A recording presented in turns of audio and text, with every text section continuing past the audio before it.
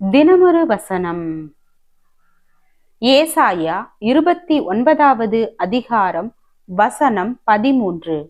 இந்த ஜனங்கள் தங்கள் வாயினால் என்னிடத்தில் சேர்ந்து தங்கள் உதடுகளினால் என்னை கனம் பண்ணுகிறார்கள். அவர்கள் இருதயமோ எனக்கு தூரமாய் விலகி இருக்கிறது. அவர்கள் எனக்கு பயப்படுகிற பயம் மனுஷராலே போதிக்கப்பட்ட கற்பனையாய் இருக்கிறது.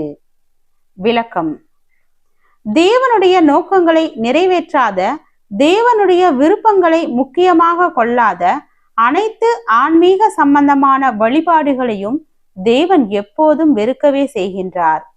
இதனை பழைய ஏற்பாட்டு காலத்தில் தேவன் தம்முடைய தீர்க்கதரிசிகள் மூலமாக பலமுறை வெளிப்படுத்தினார். ஏசாயா, எரேமியா, எசேக்கியேல், ஆமோஸ் போன்ற பல தீர்க்கதரிசிகள் அவர்களின் காலத்தில் தெய்வீக அனுபவங்களை விளைபலனாக கொண்டு வராத மத சம்பந்தமான செயல்களையும் வழிபாடுகளையும் கடுமையாக கண்டித்து பேசி வந்துள்ளனர். உன் பாட்டுகளின் இரைச்சலை என்னை விட்டு அகற்று, உன் வீணைகளின் ஓசையை நான் கேட்க மாட்டேன். ஏசாயா தீர்க்கதரிசியின் காலத்தில் இஸ்ரவேல் மக்களின் விழிப்புணர்வு அற்ற ஆராதனைகள் தேவனை கடுமையாக கோபப்படுத்தியதை வேதத்தில் காண்கிறோம். ஏசாயா மூலமாக அவர்களின் ஆராதனைகளின் மேல் தமக்கு இருந்த வெறுப்பை தேவன் வெளிப்படுத்தினார். உங்கள் பலிகளின் திரள் எனக்கு என்னத்துக்கு? இனி வீண் காணிக்கைகளை கொண்டு வர வேண்டாம். தூபம் காட்டுதல் எனக்கு அருவருப்பாய் இருக்கிறது. நீங்கள் அக்கிரமத்தோடே ஆசரிக்கிற மாத பிறப்பையும் ஓய்வு நாளையும் சபை கூட்டத்தையும் நான் இனி சகிக்க மாட்டேன். உங்கள் மாத பிறப்புகளையும் உங்கள் பண்டிகைகளையும் என் ஆத்துமா வெறுக்கிறது. அவைகளை சுமந்து இளைத்து போனேன். நீங்கள் மிகுதியாய் ஜெபம் பண்ணினாலும் கேளேன். மேற்கண்ட ஆன்மீக செயல்கள் யாவுமே மோசேயின் மூலமாக தேவன் இஸ்ரவேலர்கள் கடைபிடிக்கும்படியாக கொடுத்தவைதான். அவற்றைதான் அவர்கள் தொடர்ந்து கடைபிடித்தார்கள். ஆனால் தேவன் அவைகளை வெறுத்தார். அந்த வழிபாட்டு செயல்கள் அவருடைய பார்வையில் அருவருப்பாக இருந்தன. காரணம் என்ன? அவர்கள் வழிபாடுகளை செய்தார்களே அன்றி தேவனுடைய வழிகளில் நடக்கவில்லை.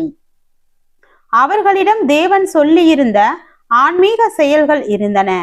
ஆனால் தேவன் எதிர்பார்த்த ஆன்மீக அனுபவங்கள் இல்லை. மேலான தெய்வீக அனுபவங்கள் இல்லை. மேலான தெய்வீக அனுபவங்களை விளைவாக கொடுப்பதற்காக ஏற்படுத்தப்பட்ட வழிபாட்டு செயல்கள் யாவும் விழிப்புணர்வு இன்றி பின்பற்றப்பட்டன.